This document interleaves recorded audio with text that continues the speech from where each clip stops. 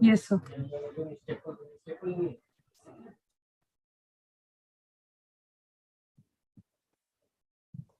Saiti, is it live? Yes, sir. It's live. Okay. Ma'am, with your permission, shall I start? Yes, Dr. Someshwar, we can. Thank you. Good evening, doctors. This is Dr. Someshwar from Shield Healthcare. I welcome you all on behalf of Shield. Thank you very much for joining today's webinar. I request all the delegates to please do comment your questions in the comment box so that at the end of the webinar, we'll have a short Q&A session. So now let me welcome our today's eminent speaker, Dr. Sukeerthi Eluri, who is a consultant in reproductive medicine at Anu My Baby Hospital, Vijayawada. She completed her medicine and MS from NTR University and fellowship in reproductive medicine from MGR University and diploma in advanced ART and reproductive medicine from University of Schleswig-Holstein, Germany.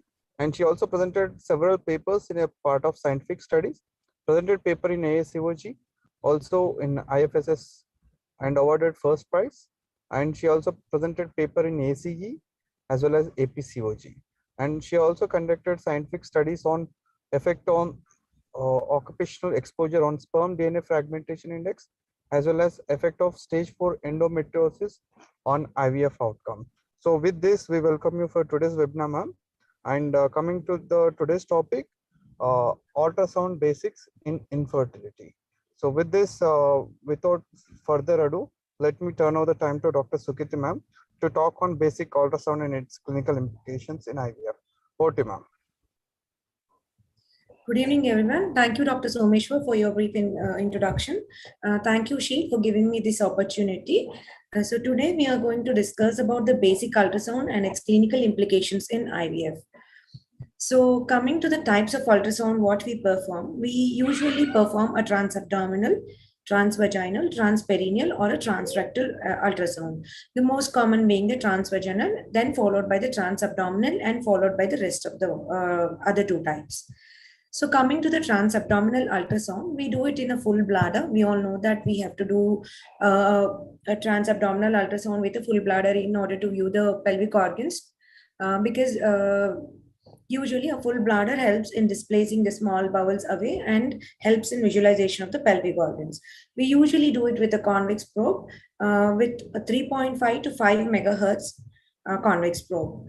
Then coming to the transvaginal ultrasound, we do it on an empty bladder, and we do it in dorsal position, and we use a 5 to 7 megahertz probe. And because and there is limited view because there is sonic attenuation is less.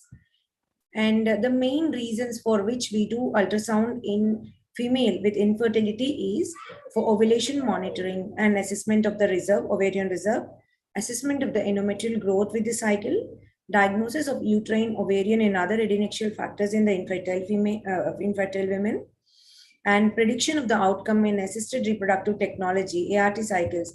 That is, we monitor the growth of the follicles during IVF stimulation, that is control ovarian hyperstimulation through ultrasound and interventional procedures. We also do ovarian oocyte pickup through transvaginal route by ultrasound guidance, with the help of ultrasound guidance. And also we transfer the embryo in under ultrasound guidance on with a transabdominal probe. So what do we have to look at when we are focusing at the uterus? So when we focus the transvaginal ultrasound towards the uterus, we have to look for the size of the uterus, the shape of the uterus, the orientation of the uterus, whether it is anteverted or retroverted or antiflexed, retroflexed, and the endometrium, myometrium, and the cervical region. Apart from uterus, we also have to look at the ovaries, the fallopian tubes, if they are any inflamed, and the pelvic, other pelvic organs, the adnexia and the POD. So coming to uterus, in the uterus, what we are supposed to look at? We are supposed to look at the length of the uterus, the depth, the width of the uterus. The length, depth, and the endometrium are best seen in sagittal view, and the width is best seen in the coronal view. And we also see for the uterus cervical length, which is the functional or the physiological length of the uterus. And the shape of the uterus has to be observed clearly, and the orientation of the uterus should also be seen. This is how we measure the uterus in the transabdominal view. So this is how we take a longitudinal and a transverse diameters of the uterus. And coming to the endometrium, what we are supposed to look at when we are looking at the endometrium. So we are supposed to look at the regularity, the echogenicity, the thickness, pattern, and the blood flow. So again, coming to the uterus and endometrium. So the endometrium thickness vary depending upon the menstrual phase. So the endometrial thickness is measured in between the endometrium and the myometrial interface. That is a junction between the endometrium and the myometrium. That is a junctional zone. This junctional zone is not clearly seen in cases of adenomyosis as well. So this is how we have to measure the endometrium. So coming to the different phases of menstrual cycle and the endometrial patterns, during the days of 1 to 5, that is during the periods of shedding, the endometrium looks very thin. It looks hypoechoic, and hypoechoic areas are also seen, and the myometrial contractions are very frequent, and the thickness ranges, the thickness is less than 4 millimeter. Coming to the early follicular phase, that is the day 6 of menstrual cycle to day 10 of menstrual cycle. There is a distinct triple line pattern which is noted. Hypoechoic and endometrial thickness varies between 7 to 9 millimeter. Coming to the late follicular phase, that is day 11 to the day of ovulation, the endometrium appears similar to that of the myometrium, that is isoechoic, and the thickness ranges between 9 to 12 millimeter at ovulation.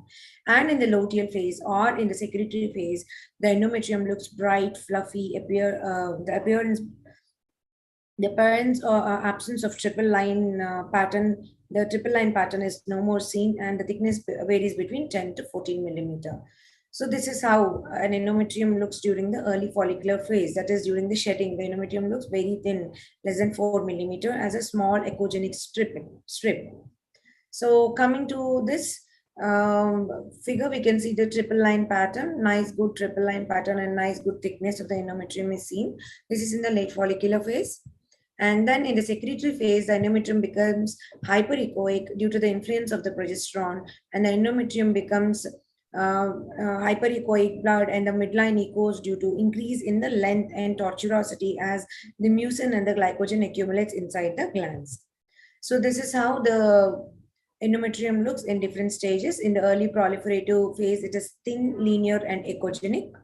And in the late proliferative phase, it is thick, with a central line which is echogenic, which is an echogenic line, darker echolucent rim in the midline, and surrounding echogenic basilar layer. And in the secretory phase, it looks thick, hyperechoic, and homogeneous, with the absence of triple line pattern. So according to the different phases, the thickness varies. In the proliferative, it is 4 to 8 millimeter. In the periovulatory, it is 5 to 10 millimeter. And in the secretory, 6 to 10 millimeter. And in secretory, it is 7 to 14 millimeter. So coming to the morphological grading of endometrium. So grade A, it is a multi-layered with the intervening area of hyperechogenic, which is hyperechogenic than the myometrium. Grade B, the multi-layered with intervening area hypoechoic than myometrium, and grade C, the homogeneous and hyperechoic than the myometrium. So this is how we classify the blood flow to the endometrium. So this is the Applebaum scoring. In zone 1, the myometrium surrounding the endometrium shows blood supply. And in zone 2, the hyperechoic endometrial edge shows the blood supply. And in zone 3, the internal endometrial hypoechoic zone shows the blood supply. And coming to zone 4, the endometrial cavity itself is infiltrated with the blood supply. So zone 4 is said to be richly, like a very good endometrium, because it shows maximum blood flow during this zone. So coming to the transvaginal ultrasonography for endometrial grading, again we see like this, and the coexistence of a thinner endometrium less than 7 millimeter and a non-triple line pattern reflects a poor receptivity of the endometrium and a lower pregnancy rates. So coming to the transvaginal ultrasonography for endometrial grading, the endometrial thickness and the endometrial patterns are useful prognostic parameters for successful pregnancy. So less than 6 and more than 15 are problematic. So coming to the myometrium, we have to look into the echogenicity and the serosal surface regularity in myometrium. Coming to the myometrial echoes, if we have cystic lesions or if we have hyperechoic areas like in rain forest appearance, we have to suspect adenomyotic lesions, and any fibroids also have to be looked for. So coming to the ovary, we have to, what are the parameters that we look in the ovary? We look at the ovary when we do an ultrasound. So we have to look for the size of the ovary, the stromal echogenicity, and the ovarian reserve. Again, coming to the ovarian reserve, we have to look at the ovarian volume, the antral follicular count, and the ovarian blood flow. So ovarian volume is calculated by taking the length, breadth, and width, which is multiplied by 0.523, which gives the normal ovarian volume. So normal ovarian volume ranges between 3 to 6 millimeter. Any ovary which is showing volume more than 10 ml is said to be a PCOS ovary, and any ovary which is smaller than 3 ml, then we have to suspect diminished ovarian reserve in these women. So this is how we have to look for the antral follicular count. So the antral follicular count is a very important parameter. It has to be measured around day 5, day 2 to day 5 or day 6 or to a maximum of day 8 of a period. So it is defined as a total number of the follicles measuring between 2 to 9 millimeter in both the ovaries put together. If the antral follicular count is more than 15 in each ovary, separately when we measure each ovary, when the antral follicular count is more than 15, it is considered to be PCOS. Initially, it was considered as 12 according to the Rotterdam's criteria, because nowadays we are using high resolution probes. The number is changed from 12 to 15. So this is how we have to measure the antral follicles. These are the antral follicles in an ovary. So this figure depicts a PCOS ovary where in one plane itself we can see around 10 antral follicles in this plane itself. So coming to the other plane, totally it might be more than 15. So this is how a PCOS ovary looks. And coming to this ovary, we can see only 2 antral follicles. So here, this ovary depicts the diminished ovarian reserve ovary. So here the antral follicular count is only 2. So it is very important to look for the antral follicular count before we decide that the woman has PCOS. So according to this diagram, if the antral follicular count is more than 15 in each ovary, then we have to consider it as a PCOS ovary. But when the ovary is looking like this with only few antral follicles, 1 or 2 in all the planes put together, then it is a diminished ovarian reserve ovary. So if it is less than 10 antral follicles in both the ovaries put together, then we consider it as a the poor ovarian reserve or the diminished ovarian reserve ovaries. So coming to the ovarian blood flow, these are the values which we take for the ovarian blood flow. These are the average values, that is RI, PSV of the ovarian artery. And then coming to diminished ovarian reserve, here the longitudinal diameter of the ovary is less than 2 centimeters. There are small sized ovaries with a volume less than 3 cc and antral follicular count less than 10 in both the ovaries put together. So coming to the cul-de-sac, this is the cul-de-sac what we are seeing in the picture. So there is a lot of free fluid in the cul-de-sac, the dark colored fluid which is seen in the POD. So this represents a post-ovulatory picture, or sometimes even in cases of PID also. And this is how hydrosalpinx looks. Usually the tubes are not visible on a normal pelvic ultrasound. If they are visible, they are not clearly visible. If we go to a axial view and we trace the tubes, we can see just small, we can see as a small thickening.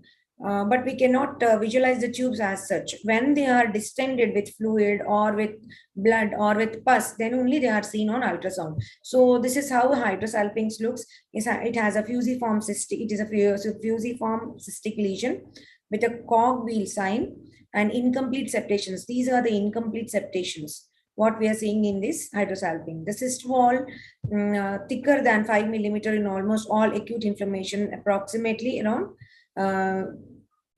So if the cyst wall is very thick, then we have to think of a chronic inflammation, that is a chronic hydrosalpinx, or if there is echogenicity, then we have to think in terms of hematosalpinx or a pyosalpinx as well. So coming to the anatomy and the morphological assessment of the pelvic organs, the anatomy as well as the morphological assessment is best done in 2D. When we suspect any anomalies, then we have to switch over to 3D. According to the latest ASRM guidelines, according to the ESHRE guidelines on uterine anomalies, they say that 3D ultrasound, if it is performed by a well-trained radiologist or a well-trained gynecologist in a proper manner, it is equivalent to MRI in diagnosing the anatomical abnormalities of the uterus. So this is how a fibroid looks in 3D. So this is a 2D picture showing a fibroid, submucosal fibroid occupying the fundal region, and this is how it looks in 3D. So in this diagram, we can see that the endometrium is surrounded by hyperechoic areas. These are nothing but the cystic lesions, what we see in the adenomyotic uterus. So in 2D, we see the adenomyotic uterus like this. So there is a thickening of the posterior wall of the uterus. There is a cystic lesion as well. The anterior wall is thinner when compared to the posterior wall. So the posterior wall looks very bulky with the hyperechoic areas and irregular. There is loss of demarcation of the junctional zone as well. So coming to the uterine anomalies, according to this three-dimensional coronal view of this shows a three-dimensional coronal view of the uterus with a complete septum. This is a complete septum, what we are seeing here, and the depth of the septum is measured using a vertical measurement from the mid-corneal line to the bottom of the uterine portion of the septum, as demonstrated by the calipers here seen here. So we draw a straight line between the two endometrial tips, and then we join it. We draw a straight line, and then we measure from that straight line to the tip and see how it is, and see the length. If it is more than 1.5 centimeters, then we have to consider that it is a uterine septum, not an arcuate uterus, and then only we have to decide in terms of septal resection or a metroplasty. So in example B and C, we can see before and after septal resection, so how the septum is. So coming to this diagram here, we can, this diagram is showing the difference between a bicornuate and a septate uterus. Here there is clearly observed to the picture. Here we can see the serosal margin, which is dipping down into the, it is dipping down. Here there is the serosal margin is not dipping down, and it is looking like, no, it is looking normal. So if there is dipping of the serosal margin, then we have to look clearly whether there is dipping of the serosal margin or not. So here we can see that these two images show the coronal view of the uterus of two women with different Mullerian duct abnormalities. Note that both uteri have similarly shaped endometrial cavities, hence the hysterosalpingogram HSG would look alike, although these women have different uterine anomalies. So three-dimensional ultrasound in which an indentation can be seen on the serosal uterine surface indicated by the calipers and calipers consistent with the bicornuate uterus, and there is no indentation in a septate uterus. So coming to this again, how we have to decide whether we have to go ahead with the septal resection or it is an arcuate uterus. Again, we have to draw a line between the two ends of the endometrium, a straight line between joining the two edges of the endometrium, and then draw a straight perpendicular line from the straight line to the tip and see what is the measurement. If this length is more than 1.5 centimeter, then definitely we have to consider for septal resection. If this comes around less than 1, or it is somewhere around 1 to 1.5 centimeters, then we have to consider it as an arcuate uterus, and septal resection is not indicated in these individuals. So whenever a woman comes with a 3D image or with a or we are suggesting a woman to go ahead with MRI in order to rule out whether it is an arcuate or a septate uterus, please talk with your radiologist and make sure that this measurement is taken, because this is very important to consider for metroplasty or to consider for septal resection, because unnecessary surgery on uterus leaves the uterus with a scar, and again implantation failure can occur because of this scar, because there is poor implantation at a scar tissue. So always be careful, and when we suggest for a 3D ultrasound or for a MRI for women, please make sure that the radiologist is going to take this measurement when we are asking them for an MRI. So again, this figure is a unicornuate uterus, and this shows a arcuate uterus. So this is again a T-shaped uterus. This is how it looks. So coming to the ovarian morphology. So this again is an endometriotic cyst, a chocolate cyst with a same homogeneous hyperechoic ecogensity. And this is how the ovaries look in PCOS. With both of the ovaries are settled behind the uterus in the POD, and they are adherent with each other. So this is how a kissing ovary, these are nothing but the kissing ovaries. So what are the types of the ultrasound that we perform on an IVF patient? So we usually perform a baseline scan to assess the normal parameters of the uterus, the ovaries, the fallopian tubes, and the adnexia and the POD of the women. Pelvic, so we completely assess the pelvic organs. So when do we do this baseline scan? We usually do it from day 2 to day 6 of the period. So both transabdominal as well as transvaginal ultrasound has to be performed. Why transabdominal? Because usually a subserosal fibroid sometimes might be missed when we see only a transvaginal ultrasound. When we see a transabdominal ultrasound, the fibroid which has grown away from the pelvis into the abdominal cavity sometimes might be visible. So always a transabdominal ultrasound followed by a transvaginal ultrasound, which gives a detailed assessment of the pelvic organs. So it is done to evaluate the uterus along with the cervix, adnexia, ovaries, and the cul-de-sac.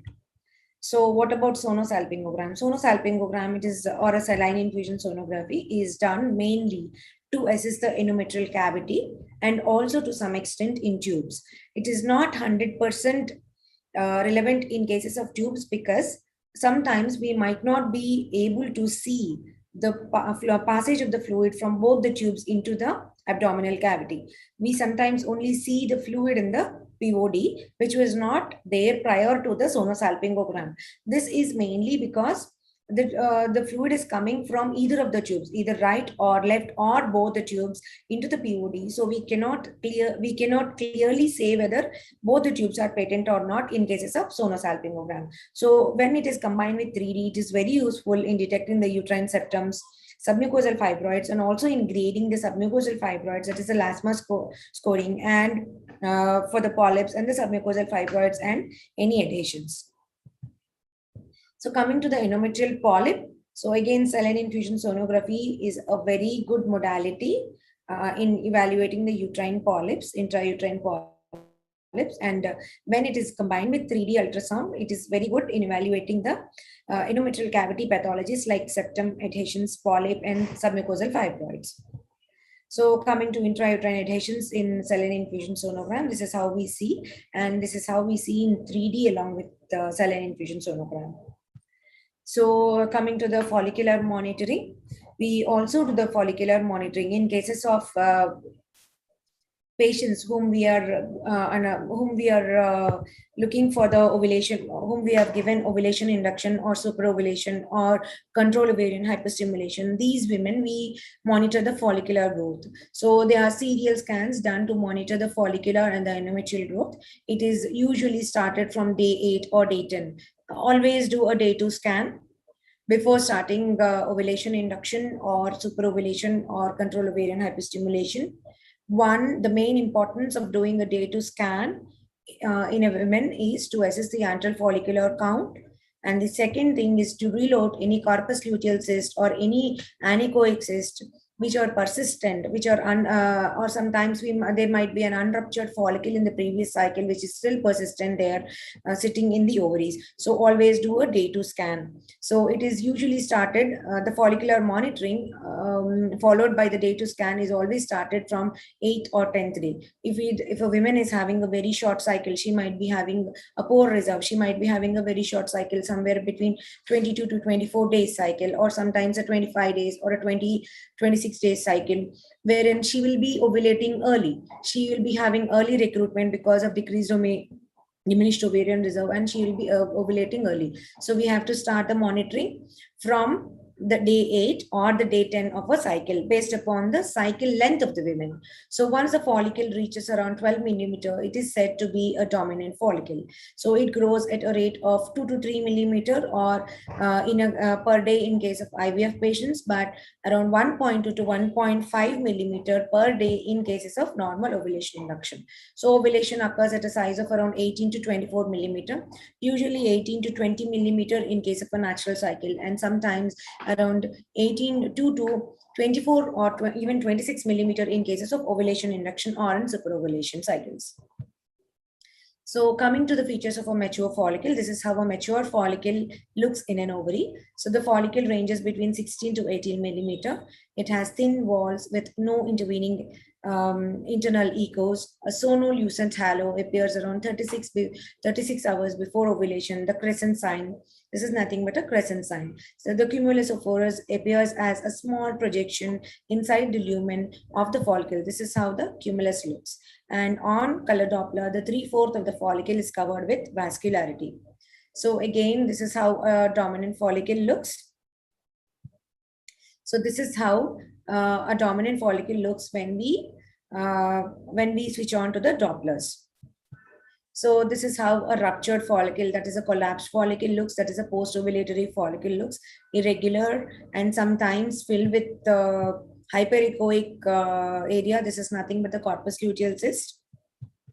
So coming to sono-AVC, sono-AVC is a modality which is a 3D software with automated calculation the number of the follicles in individual ovaries and gives good count assessment. So it is very useful for antral follicular count assessment in IVF protocols and for diagnosis of PCOS and early prediction of ovarian hyperstimulation, and when 3D Doppler is employed alongside with it.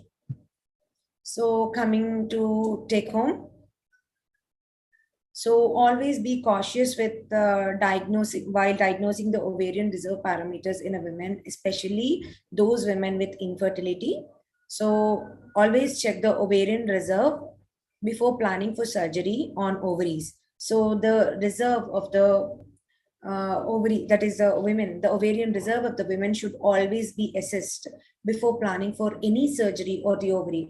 Either it might be in an endometrioma, excision of an endometrioma, or a laparoscopic ovarian drilling, or some other surgery for any tumors in the ovary. It might be sometimes a cyst removal alone from the ovary, but still always assess the ovarian reserve of a woman with the help of anti-Mullerian hormone, antral follicular count, which is done between 2nd day of cycle till 6th or 7th or 8th day of period.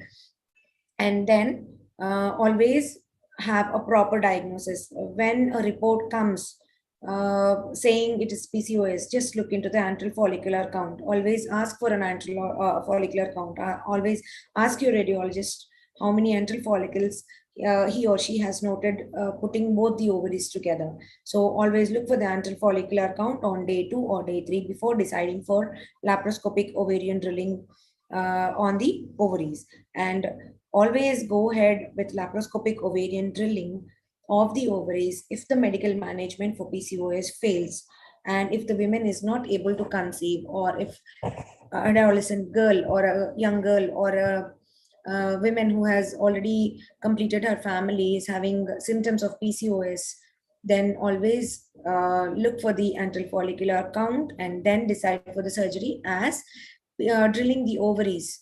If the woman is misdiagnosed as PCOS, and her ovaries are drilled, she might be landing in diminished ovarian reserve later on, and we might be taking away the chance of having pregnancy, natural pregnancy, or or any fertility treatment to that woman. And always be cautious in performing the septal resections or metroplasties in a woman with doubt of a septum or an arcuate uterus. As I have showed in the previous slides, always measure the distance between the lane and draw a perpendicular line from the straight line and measure the distance. And always, if the distance is more than 1.5 centimeters, talk with your radiologist and then only pose the women for septal resection, and then only consider her for septal resection. If at all women is having recurrent pregnancy losses, and if the septum size looks to be somewhere between 1 to 1.5, then you can opt for septal resection, but never when it is less than 1 centimeter. So again, metroplasty and septal resection, which are done without indication, will leave the endometrium with a scar. And this scar will not allow the embryo to implant there, and the women will be landing in recurrent implantation failure. And this is a very this problem is usually not treatable as well. So always be cautious. Think twice before going ahead with septal resections or laparoscopic ovarian drilling or any sort of surgery on the ovary or on the uterus, or any other conditions which are involving the pelvic organs, because women's fertility is might be impaired if we take a step in, if we are hasty in taking a step for operating the women on her pelvic organs. So thank you very much. For the wonderful presentation. We are very honored and learning to hear you, ma'am. Ma'am, if you allow me, then we'll take the questions. Yeah, definitely, Dr. Someshwar.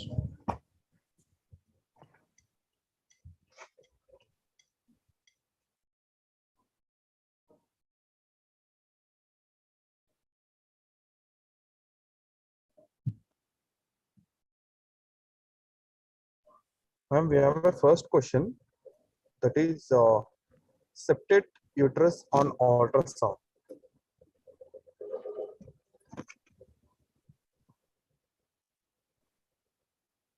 I didn't, Dr. Someshwar, are they asking about the how to diagnose a septate uterus on ultrasound? Yes, I hope so. Okay, so as we have already discussed in the prior slides, a septate uterus, any anomalies on the of the uterus, the best modality of diagnosis is MRI or a 3D scan. So when we go ahead with a 3D scan, we have to draw a straight line between the tips of the endometrial cavity and then a perpendicular line from there to the dip, and then measure the measurement. See if it is more than 1.5, it is a septate uterus. If it is less than 1.5, then it is an arcuate uterus. Most common confusing factor between an arcuate uterus and a septate uterus is this measurement. So according to the ASRM guidelines and the HTA guidelines, and according to the ISUOG guidelines as well, they all say that if the thickness of that septum is more than 1.5 centimeters, then we have to consider it as a septate uterus and we have to go ahead with the septal resection. And after the surgery, that is after the septal resection, either it hysteroscopic septal resection, again we have to perform a 3D scan, and then we have to look for the myometrial thickness, that is the total thickness of the uterine wall. So a sono along with the 3D is more informative, and also the best golden standard is always MRI, but 3D along with sono is equally good and equally important for diagnosis of uterine anomalies, for the diagnosis of uterine anomalies. Thank you very much, ma'am. We have one more question, ma'am. That is, do ultrasound have any role in detecting LPD?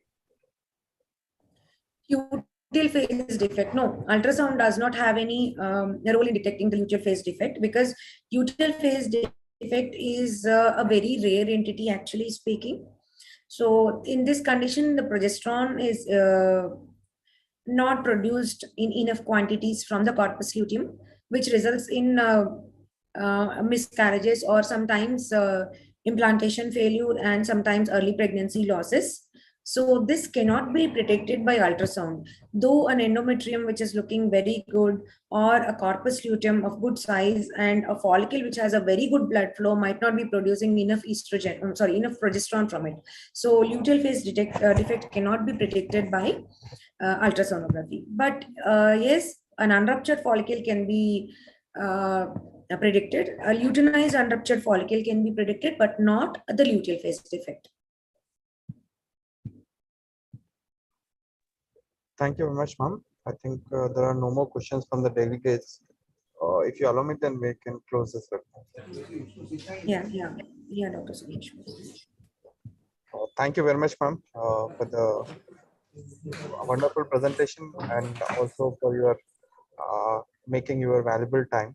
We were very glad to have you, ma'am, and we look forward for continuous support. Thank you very much, ma'am, and many thanks from the Shield team. I also thank all the delegates for their patience here. Thank you, Dr. Someshwar. Thank you, Sheel, for giving me this opportunity. Thank you all. Thank you, ma'am.